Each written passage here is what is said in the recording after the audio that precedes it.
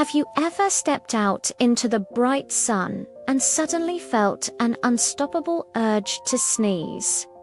If so, you're not alone.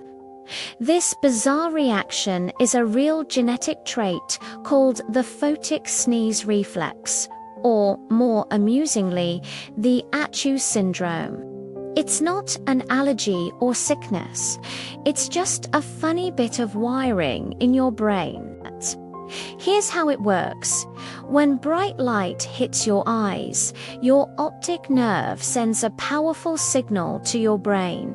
This nerve runs right next to the trigeminal nerve, which controls sneezing. Sometimes, the strong light signal gets crossed and accidentally triggers the sneeze nerve, tricking your brain into thinking your nose is irritated. This quirky reflex is surprisingly common, affecting up to 35% of people, and it's hereditary. If one of your parents is a sun sneezer, there's a 50% chance you'll be one too. So next time you see someone sneeze in the sun, you'll know it's just their unique DNA saying hello. Thanks for watching.